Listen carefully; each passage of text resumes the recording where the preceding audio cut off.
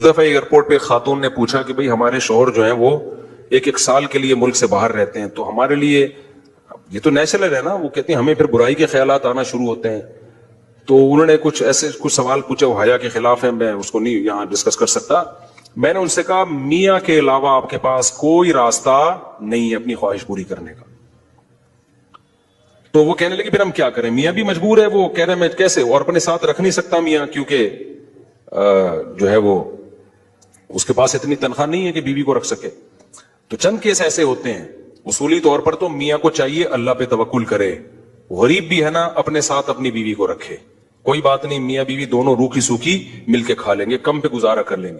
جو بیویوں کو چھوڑ کے ایک سال دو سال کے لیے باہر جاتے ہیں، یہ شریعت میں بالکل پسندیدہ نہیں ہے. اللہ نے بیوی کو صاحبہ کہا ہے، ساتھ رہنے والی. ساتھ رہنے والی. مجھے وزیر آباد میں 1 مہینہ رہنا تھا، یہ بات ہوگی 2006 یا 2007 کی. انہوں نے کہا کہ 1 مہینہ آپ نے یہاں اسٹے کرنا ہے. بیانات کے سلسلے میں نا مسجد 1 مہینے کے لیے میرے حوالے کی تھی.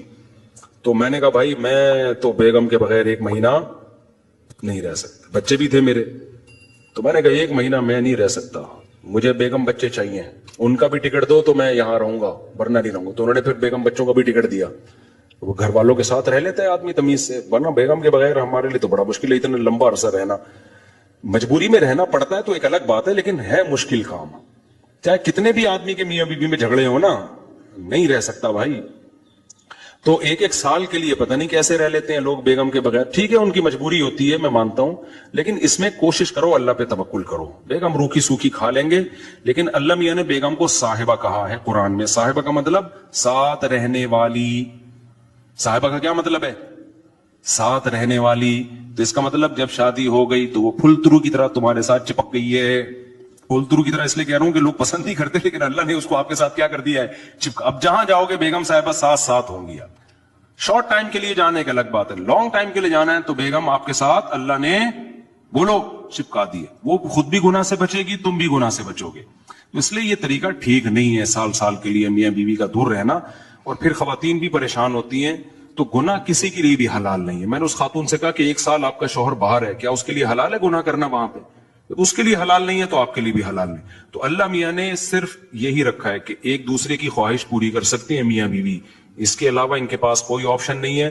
تو اب پھر بھی نہیں آ رہا میاں، تو میں نے ان خاتون کو یہ کہا کہ اپنے آپ کو بزی رکھیں. آپ کیا کر رکھیں بھائی؟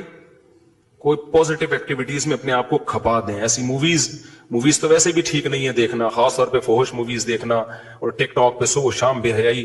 تو جب یہ انسان کی عادت ہے، جب وہ اپنے آپ کو کسی پوزیٹیو کام میں لگا دیتا ہے نا، تو چند دن پھر یہ جھٹکے لگیں گے، اس کے بعد انسان نارمل. کئی لوگ ہیں جو 1 سال گھر سے باہر رہتے ہیں مجبوری میں، بیویاں بھی رہتی ہیں، وہ گناہ نہیں کرتے. وجہ کیا ہے کہ وہ سوچتے ہی نہیں نا اس بارے میں، وہ اپنے آپ کو بزی رکھتے ہیں، مصروف رکھتے ہیں.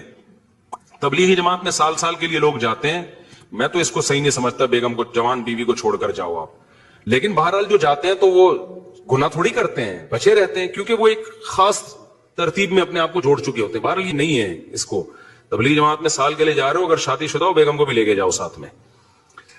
ہم تو یہی کہتے ہیں تبلیغ والوں سے بھی، بھائی اگر سال کے لیے جا رہے ہو نا، تو یہ زمانہ بہت خطرناک زمانہ ہے. حضرت عمر نے جہاد میں نہیں چھوڑا تھا، تو یا اس کے لیے جو ہے وہ ایجڈ ہو گئی ہے، بوڑھی ہو گئی ہے، ایک الگ بات ہے. لیکن آج کل بہت مسائل کھڑے ہونے کا خطرہ ہوتا ہے. لوگ کہتے ہیں نہیں فلاں سال کے لیے گیا کوئی مسئلہ نہیں ہوا. بھائی مسئلہ ہونے پر حکم کا مدار نہیں ہے، فتنے پر حکم کا مدار ہے، خوف پر. بے پردگی جب ہوتی ہے تو لازمی زنا نہیں ہوتا، لیکن زنا کا خطرہ ہوتا ہے. تو خطرے کی بیس پہ شریعت نے عورت کو پردے کا حکم دیا ہے. سمجھ رہے ہو؟ تو آپ اپنی بیگم کو 1 سال کے لیے، جوان بیوی ہے، اس کو چھوڑ کے چلے گئے، تو ضروری نہیں کہ وہ برائی میں لگے، لیکن برائی کا خطرہ ہے نا. تو خطروں کی بیس پہ حکام دیے شریعت نے. برائی کا یقین ہو پھر تو بالکل ہی حرام ہے. تو خطرے کی بیس ہے، خطرہ اس بات کا. اس لیے اتنا لمبا بیگم کو چھوڑ کے جانا ٹھیک. اور میں آپ سے بتاتا ہوں، دیکھو جس کو بیوی کے حقوق دینے ہو نا، اپنی بیٹی کو سامنے رکھ کے سوچ لے. آپ یہ چاہتے ہو کہ آپ کی بچی کی شادی ہو اور داماد اس کو 1 سال کے لیے چھوڑ کے چلا جائے، تو آپ اپنی بیٹی کے لیے پسند کرو گے اس بات کو؟ تو جو اپنے کے لیے پسند نہیں کر رہے، دوسروں کی بیٹیوں کے لیے کیوں پسند کر رہے ہو اس بات کو؟ بھائی یہ تو غلط ہے نا. تو اس لیے یہ اچھے لوگوں کی علامت نہیں ہے. تبلیغ میں اللہ کے لیے قربانی دے رہے ہوتے ہیں، لیکن بیگم کو بھی لے جاؤ یار. سمجھتے ہو کہ نہیں سمجھتے؟ یا پھر شادی کے بغیر پہلے سال لگا لو، شادی کی ہے تو پھر بیگم کو ساتھ لے کے جاؤ. تو بڑے مسائل کھڑے ہونے کا خطرہ ہوتا ہے آج کل. تو اس لیے اس میں جب، اور اگر نہیں ہے، کوئی صورت نہیں بن رہی ہے، تو پھر اپنے آپ کو مثبت ایکٹیویٹیز میں اتنا کھپا دو. تو میں آپ کو گارنٹی سے کہتا ہوں چند دن، چند مہینوں کے بعد آپ کے دماغ سے وہ خیالات نکل جائیں گے. تو آپ مصروف کر دو گے اپنے آپ کو. لیکن اس بیس پہ آپ کے لیے کوئی بھی گناہ حلال نہیں ہے، گناہ حلال نہیں ہوگا آپ کے لیے. اچھا بھائی، طاہر شمیر رحیم یار خان انٹرچینج سے جب بھی گزر ہو میرے پاس کھانا کھا کے جائیں. ٹھیک ہے انشاءاللہ، صلو علی الحبیب. چلیں کبھی گزریں گے تو. لیکن وہی ہے، کسی سے ملاقات نہیں کروانی، سیدھا کھانا رکھ دینا ہے، اصرار نہیں کرنا. ہماری مرضی، کھانا کھائیں نہیں کھائیں، نکل لیے پھر ٹھیک ہے. ایسی دعوت ہمیں بہت اچھی لگتی ہے. دیکھو، مجھے وہ مہمان اچھا لگتا ہے جو بے تکلف ہو. آپ سمجھتے ہو نا میری اس پوری تقریر سے کہ میں لوگوں سے ملنا نہیں چاہتا، ایسا نہیں ہے. بے تکلف آدمی مجھے پسند ہے. میرے پاس 3 دن بھی لوگ ٹھہر کے جاتے ہیں جو میرے رشتہ دار نہیں ہیں، لیکن یہ وہ لوگ ہیں. کیسے لوگ ہیں؟ ابھی پشاور سے میرے پرانے دوست آئے ملنے کے لیے. آئے، میں نے کہا السلام علیکم، کیا حال ہے، سب سیٹ چل رہا ہے؟ انہوں نے الحمدللہ. اس کے بعد پتہ نہیں میں بھول گیا.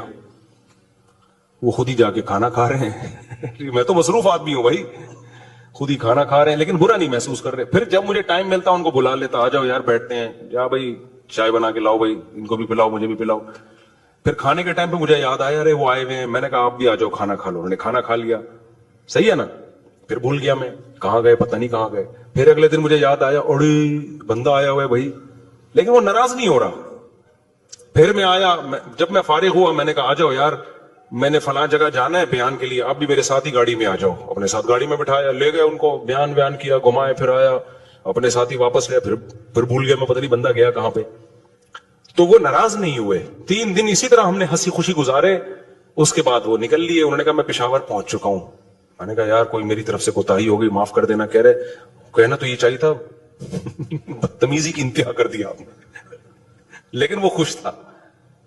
تو ایسے بندے 100 دفعہ ہیں. میں نے تو ایک کمرہ اسپیشل مہمانوں کے لیے بنایا ہوا ہے، واش روم کے ساتھ، کہ مہمان آئیں اسٹے کریں یہاں پہ. لیکن وہ مہمان جو تکلف والا نہ ہو کہ جی پوچھا نہیں مجھے ناشتے میں مفتی صاحب نے، بھائی ہماری بہت ٹینشن ہے.